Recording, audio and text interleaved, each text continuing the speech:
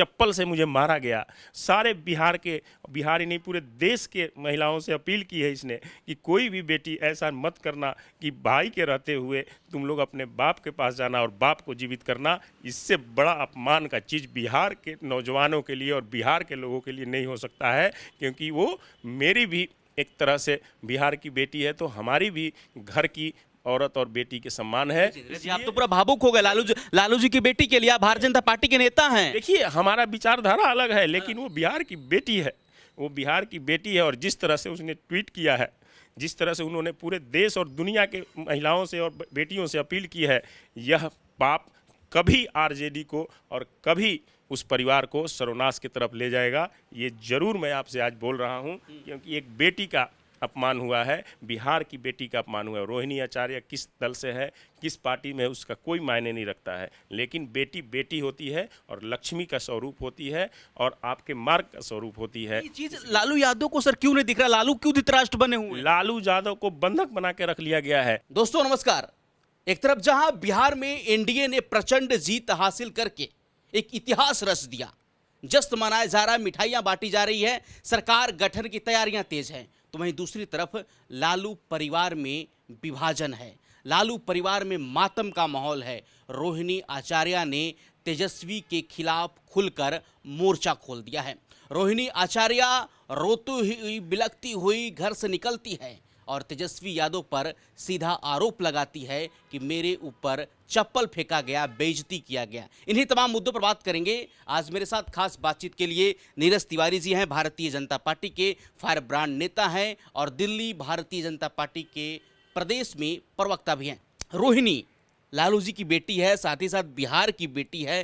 रोते हुए, फफकते हुए, बिलखते हुए घर से निकलती है और कहती है कि मेरे ऊपर चप्पल फेंका गया, मेरे को गंदी गंदी भद्दी भद्दी गालियां दी गई। क्या कहेंगे इस पर? पहली रिएक्शन।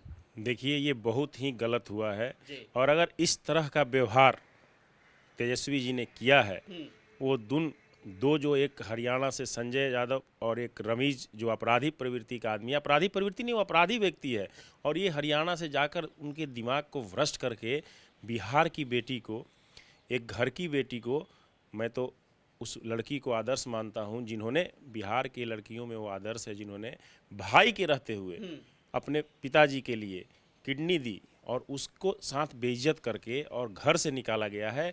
यह पाप उस पूरे राष्ट्रीय जनता दल को और तेजस्वी को सर्वनाश की तरफ ले जा रहा है।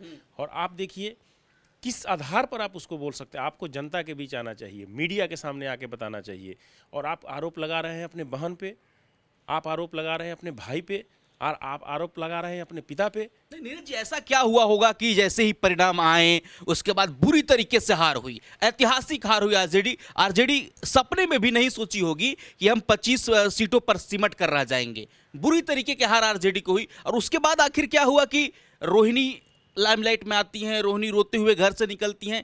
क्या हुआ होगा? देखिए, हार तो इनका सुनिश्चित था। बिहार के छात्र, नौजवान, किसान, बुद्धिजीवी, सारे लोग ये नहीं चाहते थे कि पुनः हम लोग जंगल राज की तरफ जाएं। आप उदाहरण के लिए देख लीजिए, जिसके भरोसे तेजस्वी जी लड़ रहे थे, एक माफिया अपराधी रमीज कर का लड़का जो उनका पूरा कंट्रोल कर रहा था, इस पर दर्जनों केस है और वो जेल जा चुका है।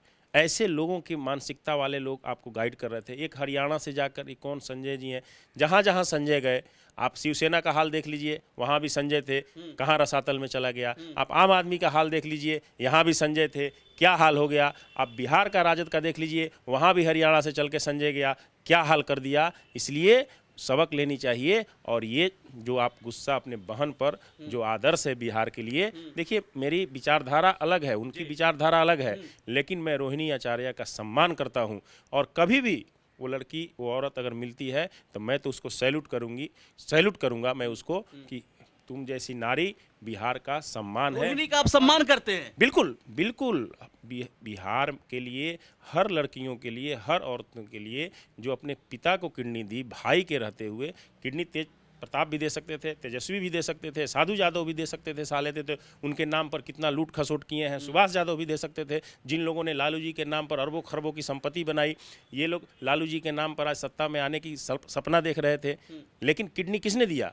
किडनी एक लड़की ने दी, इसलिए उस लड़की का सम्मान होना चाहिए। और अगर राजद में कोई भी लीडर या कार्यकर्ता पूरे बिहार में नैतिकता वाला व्यक्ति है तो उसको रोड पे आकर और अविलंब तेजस्वी यादव की इस्तीफा की मांग करना चाहिए और पुनः विचार करना चाहिए कि किस तरह से लालू जी को उनके सामने उनकी लड़की को जो जीवन दान दी है बेइज्जत करके बिहार से जाना पड़ा। ये सारे बिहारियों के लिए अपमान की बात है। उस लड़की को ससम्मान पटना ले जाना चाहिए और उसी आवास में तेजस्वी को बाहर करके वहाँ सम्मान देना चाहिए। मतलब तेजस्वी को बाहर कर देना चाहिए घर से। बिल्कुल, जो एक गुंडा के इशारे पर काम कर रहे हो, जो रमीज नाम का गुंडा है और एक ऐसे व्यक्ति जिसको बिहार के बारे में कोई नॉलेज नहीं है, कोई पॉलिटिकल नॉलेज नहीं है, राज्यसभा में आप बैठाते हैं और अपनी बहन को बेइज्जत करते हैं, वैसे लोगों को बाहर करना चाहिए और रोहिणी आचार्य को सम्मानपूर्वक उस पार्टी का कमान देना चाहिए। लालू यादव की बात करें सर, तो लालू यादव तो महिलाओं को बढ़ावा दिया।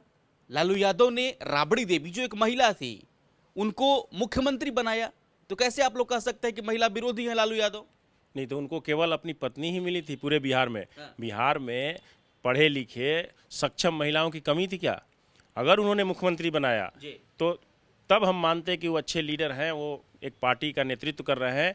जब अपने पत्नी के अलावा किसी और महिला को मुख्यमंत्री बनाते, जो महिला बिहार की दिशा और दशा आज जो है उससे कई गुना अच्छा हो गया होता। इसलिए वो हमेशा परिवारवाद को बढ़ावा दिए हैं, हमेशा परिवार के लिए ही सोचे हैं, न समाज के लिए सोचे, न दल के लिए सोचे और न ही बिहार के लिए सोचे। आप देखिए, मैं उन्हीं का रोहिणी जी का ट्वीट पढ़ रहा हूं और सुना रहा हूं आपको, जिन्होंने क्या लिखा है। अगर लालू जी में थोड़ा सा भी इमोशन होता तो तेजस्वी के जगह वो रोहिणी आचार्य को स्थान देते, क्योंकि एक पढ़ी लिखी लड़की थी और तेजस्वी जी सारे संसाधन के बावजूद भी 9th फेल हो गए, जिसी का परिणाम है ये कि घर में देखिए आपने नीतीश जी छेड़ा है इस चीज़ को, बिहार की बेटी का अपमान हुआ है।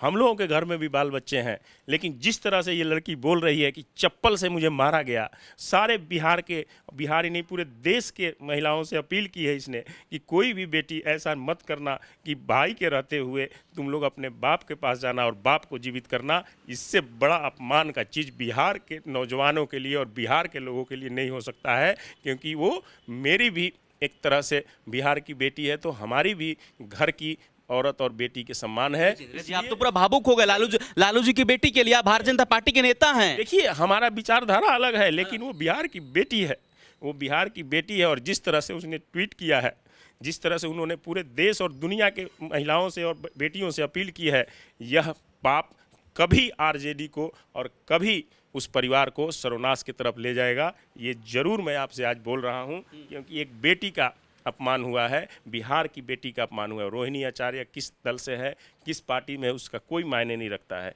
लेकिन बेटी बेटी होती है और लक्ष्मी का स्वरूप होती है और आपके मार्ग का स्वरूप होती है। ये चीज लालू यादव को सर क्यों नहीं दिख रहा? लालू क्यों धृतराष्ट्र बने हुए? लालू यादव को बंधक बना के रख लिया गया है, और किसके द्वारा? हरियाणा के वो संजय यादव और रमीज नाम का अपराधी, जिसने अपराध को बढ़ावा देने के लिए तेजस्वी यादव को उकसाया। और उसी के कहने पर ये जो गाना वायरल हुआ है, कट्टा से गोली मारेंगे, सिक्सर से मारेंगे, हमारी सरकार है तो रे, लालू यादव को बंधक बनाया गया। बिल्कुल बंधक बनाया गया है। अगर उनमें अभी भी, मैं आज बोल रहा हूं कि अगर कोई भी राजद के कार्यकर्ता या नेता उसमें थोड़ी सी भी नैतिकता है, तो सारे लोग रोड पर पटना में आकर और उस घर में रोहिणी आचार्य को लेकर उस पद पर बैठाकर उस घर में ले जाना चाहिए सम्मानपूर्वक, दिल्ली या सिंगापुर से, और वैसे लोगों को घर से बाहर कर देना चाहिए जो लोग एक बेटी का अपमान किए हैं। और उस बेटी ने जो ट्वीट किया है, आज पूरे दुनिया के लोग देख रहे हैं कि एक ऐसा लड़की जो अपने बाप के लिए अपना जीवन नहीं समझी, अपने पति से नहीं पूछी, अपने बच्चे से नहीं पूछी, अपने सास ससुर से नहीं पूछी, आज वो बोल रही है अपने ट्वीट में। देखिए इस ट्वीट को कि हमने गलती किया, हमारे सास ससुर बच्चे सब मेरे अपने लिए जीना चाहिए था, हमारे इसी दिन को देखने के लिए मैंने अपने पापा को जीवन दान दी थी, और आज मुझे मेरे तेजस्वी यादव ने सही बात कहने पर, 2 जयचंदों के कहने पर, एक अपराधी के कहने पर चप्पल उठाया गया। ये बहुत बड़ा अपमान का